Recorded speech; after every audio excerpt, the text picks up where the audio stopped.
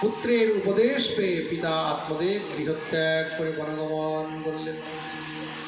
এখন কি করেছে, ঘরের মধ্যে মায়ের উপরে অত্যাচার শুরু করে দিয়েছে ধুন্ধুকারী। কোথায় আছে তোর গয়না গাঠি, কোথায় আছে টাকা পয়সা, সব বের করে মাকে মারপিট করে সব নিয়ে গিয়ে বেশ্যাদেরকে লুটিয়ে দিচ্ছে। আজ সেই মা কাঁদতে কাঁদতে ঘর থেকে বেরিয়ে গেছে। যদি আমি স্বামীর অবজ্ঞা না করে সেই ফল খেতাম তাহলে আজকে এই দুর্দিন দেখতে, তার কপালের দুঃখ ভগবানও টলাতে বলো। মনে রাখবে, সতী মহাদেবকে অবজ্ঞা করে নিজের বাপের বাড়ি গেছিল তো শম্ভু অবজ্ঞা কিল ভগবান। মহাদেবকে অবজ্ঞা করে মহাদেবের কথা না শুনে বাপের বাড়ি গেছিল। তার ফল কি হলো? নিজের দেহ ত্যাগ করতে। স্ত্রীকে সবসময় স্বামীর অনুকরণ হয়ে চলা উচিত। আজ সেই ধুন্দুলি ঘর থেকে বেরিয়েছে, রাত্রেবেলা অন্ধকারে কাঁদতে কাঁদতে কুয়োর মধ্যে পড়ে গেছে। সেখানে তার গোবিন্দায় নমো নমঃ মৃত্যু হয়ে গেল।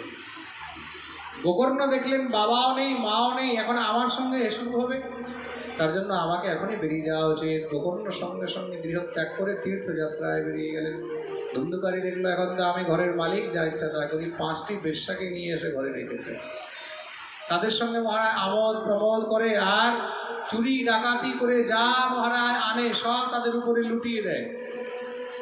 সেই বেশ্যারা মনে মনে ভাবছে, আজ নয় কাল রাজার রাজ কর্মচারীরা তো একে খুঁজে বের করবে, কেন রোজ চুরি হচ্ছে, তারা তো খুঁজছে কে চুরি করছে।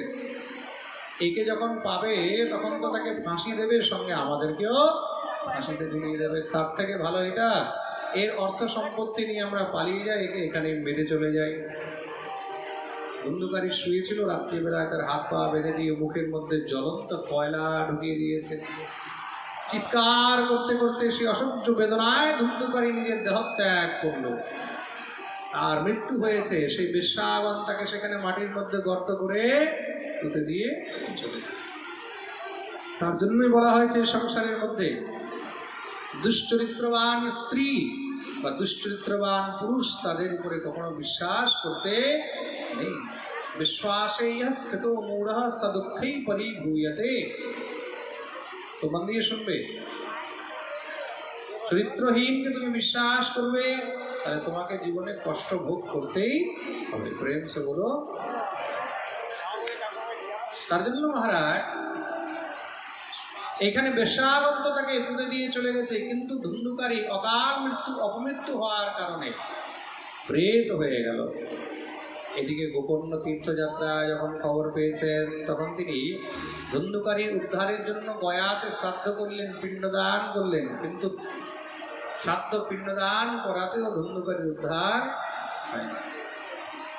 গোকর্ণ শ্রাদ্ধ পিণ্ডদান করে গয়া থেকে নিজের বাড়ি ফিরেছেন। রাত্রিবেলায় যখন গ্রামে এসে নিজের ঘরে বিশ্রাম করছেন, হঠাৎ করে সামনে দেখছেন সকৃন্মে সহ সকৃদহস্তি সকৃচ্চ মহিষো ভবৎ।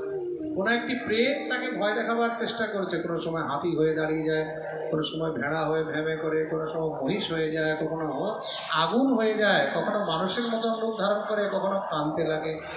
বুঝে গেলে নিশ্চয়ই কোনো প্রেত আমাকে ভয় দেখাবে।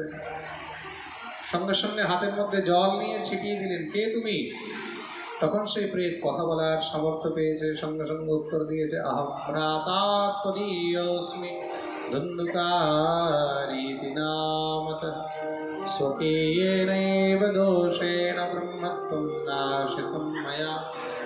আমি বললাম তোমার ভাই ধুন্ধুকারী, নিজের দোষের কারণে আজকে আমি নিজের ব্রহ্মত্ব নাশ করে প্রেত হয়ে গেছি।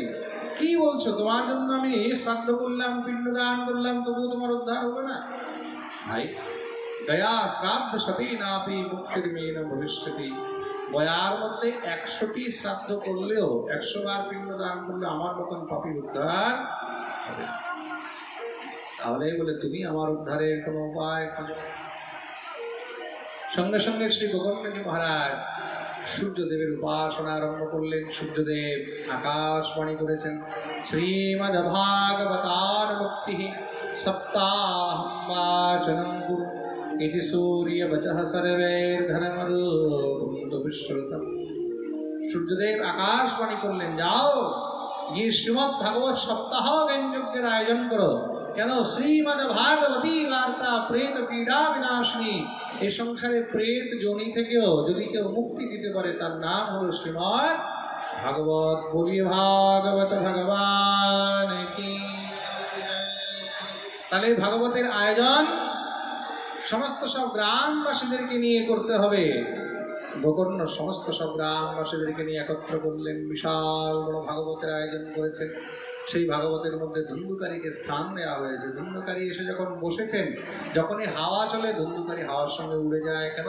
বাত্যারূপধর প্রেত, প্রেতের রূপ তো বায়ুরূপ, বসে আর পাঠ শুনতে পাচ্ছে না। ধুন্ধুকারী দেখলেন সেখানে প্যান্ডেলের মধ্যে ডান দিকে দক্ষিণ দিশায় একটি 7 কাঠের বাঁশ ছিল, সেই বাঁশের মধ্যে নিচে একটি ছিদ্র ছিল, তার মধ্যে ঢুকে গিয়ে বসে গেছে। প্রথম দিনের পাঠ শেষ হয়েছে, বাঁশের একটি গ্রন্থি কাট করে ফেটে গেল। দ্বিতীয় দিনে বাঁশের দ্বিতীয় গ্রন্থি ফেটে গেল, এই যে গাঁটগুলো হয় বাঁশের মধ্যে। তৃতীয় দিন তৃতীয় গাঁট ফেটে গেছে। চতুর্থ দিন চতুর্থ গ্রন্থি ফাটলো। সমস্ত সবাই ভক্তরা এবার আশ্চর্য হয়ে দেখতে লেগেছে, কি ব্যাপার, রোজ এক একটি করে গাঁট ফাটছে। সঙ্গে সঙ্গে শ্রী গোকর্ণজি মহারাজ বললেন, চিন্তা করো না, ধুন্ধুকারী এর মধ্যে বসে রয়েছে। দেখতে দেখতে মহারাজ 7 দিনে সপ্তগ্রন্থি বিভেদকম, 7 দিনে 7টি গ্রন্থি যখন ফেটে গেল, এক এক করে ধুন্ধুকারী উপরের দিকে উঠছে। দেখতে দেখতে বৈকুণ্ঠ থেকে বিমান এসেছে। ধুন্ধুকারী প্রেত যোনি থেকে মুক্ত হয়ে দিব্য চতুর্ভুজ রূপ ধারণ করে প্রকট হলেন। গোকর্ণকে প্রণাম করে যখন বিমানে উঠে বসেছেন, গোকর্ণের মনে সংশয় হলো, একটি প্রশ্ন আসলো। তিনি তখন ভগবান শ্রীহরির পার্শ্বদের কাছে প্রশ্ন করলেন, যারা ধুন্ধুকারীকে নিতে এসেছিলেন, বলে একটি কথা বলুন, এখানে ভাগবত তো সবাই শ্রবণ করলেন, কিন্তু একমাত্র ধুন্ধুকারীর উদ্ধার হলো, বাকিদের কেন হয়নি? ভগবান শ্রীহরির পার্শ্বদের উত্তর দিলেন, শ্রবণস্য বিভেদেন ফলভেদ প্রসংস্থিতঃ। ভাগবত তো সবাই শ্রবণ করেছে, কিন্তু শ্রবণে শ্রবণে ভেদ রয়েছে।